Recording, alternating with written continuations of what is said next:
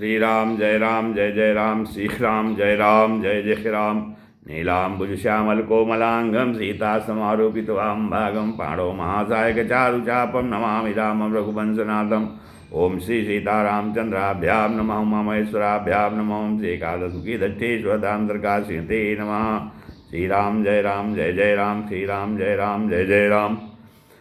सत्संग के क्रम में आज श्रीमद् भागवत महापुराण के नवम स्कंध की 7वें अध्याय कथा है, जिसमें राजा त्रिशंक और हरिश्चंद्र की कथा श्रवण है।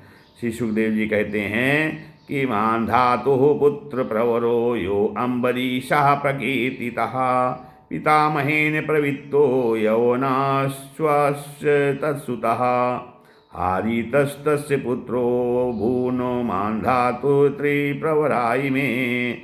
श्री सुखदेव जी कहते हैं परीक्षित, जो आगे वर्णन हो गया है कि आगे वर्णन बताया गया है कि महान दाता के पुत्रों में सबसे श्रेष्ठ अम्बरीश थे। उनके दादा योनाश ने उन्हें पुत्र रूप में स्वीकार कर लिया। उनका पुत्र हुआ यवनाश और यवनाश का हारित। मानदाता के वंश में ये 3 अवान्तर गोत्रों के प्रवर्तक हुए हैं। नागों ने अपनी बहन नर्मदा का विवाह पुरकुश से कर दिया था।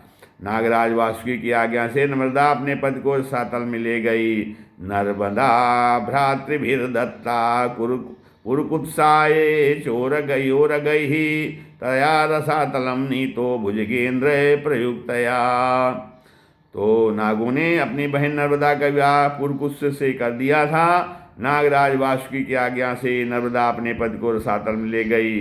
तो वहाँ भगवान की शक्ति से संपन्न होकर पुरकुश ने वध करने योग्य गंधर्वों को मार डाला। इस पर नागराज ने प्रसन्न होकर पुरकुश को वर दिया कि जो इस प्रसंग का स्मरण करेगा वह सर्पों से निर्भय हो जाएगा।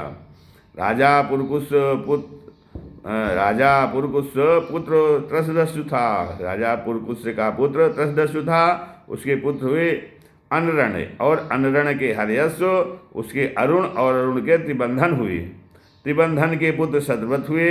यही शतव्रत त्रिशंकु के नाम से विख्यात हुए। यद्यपि त्रिशंकु अपने पिता और गुरु के शाप से चांडाल हो गए थे, परंतु विश्वामित्र जी के प्रभाव से वे सशरीर स्वर्ग में चले गए। देवताओं ने उन्हें वहाँ से ढकेल दिया और वे नीचे को सिर किए हुए गिर पड़े, परंतु विश्वामित्र जी ने अपने तपोबल से उन्हें आकाश में ही स्थिर कर दिया। वे अब भी आकाश में लटके हुए दिखते हैं।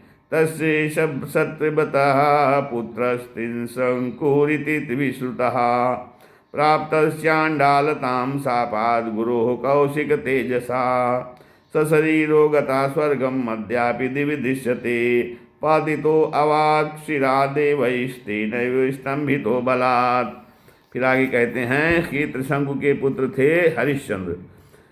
त्रैशंकवो हरिश्चंद्रो वित्वा विश्वामित्र वसिष्ठयोः यन्निमित्तमभूत युद्धम पक्षिणोर्बहवासिकम।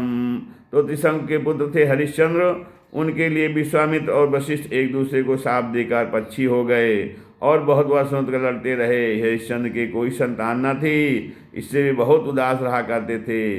नारद जी के उपदेश से वे वरुण देवता की शरण में गए और उनसे प्रार्थना की कि प्रभु मुझे पुत्र प्राप्त हो। महाराज, यदि मेरे वीर पुत्र होगा तो मैं उसी से आपका यजन करूँगा। वरुण ने कहा ठीक है। तब वरुण के पास हरिश्चंद्र के रोहित नाम का पुत्र हुआ। पुत्र होते ही वरुण ने आकर कहा, हरिश्चंद्र तुम्हें पुत्र प्राप्त हो गया है, अब इसके द्वारा मेरा यज्ञ करो। हरिश्चंद्र ने कहा, जब आपका यह यज्ञ पशु रोहित 10 दिन से अधिक का हो जाएगा तब यज्ञ के योग्य होगा। 10 दिन बीतने पर वरुण ने आकर फिर कहा, अब मेरा यज्ञ करो। हरिश्चंद्र ने कहा, जब आपके यज्ञ पशु के मुंह में दांत निकल आएंगे तब वह यज्ञ के योग्य होगा। दांत उगाने पर वरुण ने कहा, अब इसके दांत निकल आए, मेरा यज्ञ करो। हरिश्चंद्र ने कहा, जब इसके दूध के दांत गिर जाएंगे तब यह यज्ञ के योग्य होगा। दूध के दांत गिर जाने पर वरुण ने कहा, अब इस यज्ञ पशु के दांत गिर गए, मेरा यज्ञ करो। हरिश्चंद्र ने कहा, जब इसके दोबारा दांत आ जाएंगे तब यह यज्ञ पशु के योग्य हो जाएगा। दांतों के फिर उग जाने पर आने पर वरुण ने कहा, मेरा यज्ञ करो। हरिश्चंद्र ने कहा, वरुण जी महाराज, क्षत्रिय पशु तब यज्ञ होता है जब वह कवच धारण करने लगे। परीक्षित, इस प्रकार राजा हरिश्चंद्र पुत्र के प्रेम से हिला हवाली करके समय टालते रहे। इसका कारण यह था कि पुत्र स्नेह की फांसी ने उनके हृदय को जकड़ लिया था। वे जो जो समय बताते वरुण देवता उसी की बाट देखते। जब रोहित को इस बात का पता चला कि पिताजी तो मेरा बलिदान करना चाहते हैं, तब वह अपने प्राणों की रक्षा के लिए हाथ में धनुष लेकर वन में चला गया। फिर कुछ दिन के बाद उसे मालूम हुआ कि वरुण देवता ने रुष्ट होकर मेरे पिताजी पर आक्रमण किया है, जिसके कारण वे महोदर रोग से पीड़ित हो रहे हैं। तब रोहित अपनी नगर को ओर चल पड़ा, परंतु इंद्र ने आकर उसे रोक दिया। उन्होंने कहा, बेटा रोहित, यज्ञ पश बनकर मरने की अपेक्षा तो पवित्र तीर्थ और क्षेत्रों का सेवन करते हुए पृथ्वी में विचरना ही अच्छा है। इंद्र की बात मानकर वह 1 वर्ष तक और वन में ही रहा। इसी प्रकार दूसरे, तीसरे, चौथे और 5वें वर्ष भी रोहित ने अपने पिता के साथ पास जाने का विचार किया, परंतु बूढ़े ब्राह्मण का वेद धारण कर हर बार इंद्र आते और उसे रोक देते। इस प्रकार 6 वर्ष तक रोहित वन में ही रहा। 7वें वर्ष जब वह अपने नगर को लौटने लगा, तब उसने अजीगढ़ से उनके मझले पुत्र सुनासेब को मोल लो लिया और उसे यज्ञ पश बनाने के लिए अपने पिता को सौंपकर उनके चरणों में नमस्कार किया। तब परम यशस्वी एवं श्रेष्ठ प्रयत्न वाले राजा हरिश्चंद्र ने महोदर रोग से छूटकर पुरुषमेध यज्ञ द्वारा वरुण आदि देवताओं का जन्म किया। उस यज्ञ में विश्वामित्र जी होता हुए परम संबंधी परम संयमी जमदग्नि ने अध्वर्य का काम किया। वशिष्ठ जी ब्रह्मा बने और अयास से मुनि सामगान करने वाले उद्गाता बने। उस समय इंद्र ने प्रसन्न होकर हरिश्चंद्र को एक सोने का रथ दिया था। परीक्षित, आगे चलकर फिर सुनासेब का महात्म्य आएगा।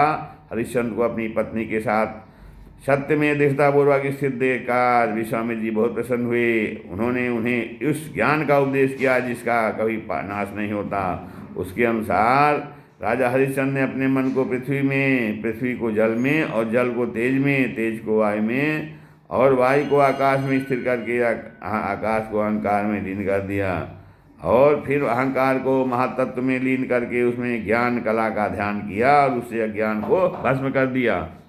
इसके बाद निर्वाण सुख की अनुभूति से उस ज्ञान कला का भी परित्याग कर दिया और समस्त बंधनों से मुक्त होकर वे अपने उस स्वरूप में स्थित हो गए, जो न तो किसी प्रकार बतलाया जा सकता है और न उसके संबंध में किसी प्रकार का अनुमान ही किया जा सकता है। इस श्रीमद्महाभारते महापुराणे परमहंस्यां संहितायां नवमे स्कन्धे हरिश्चंद्रोपाख्यानं नाम 7वां अध्यायः। श्रीराम जय राम।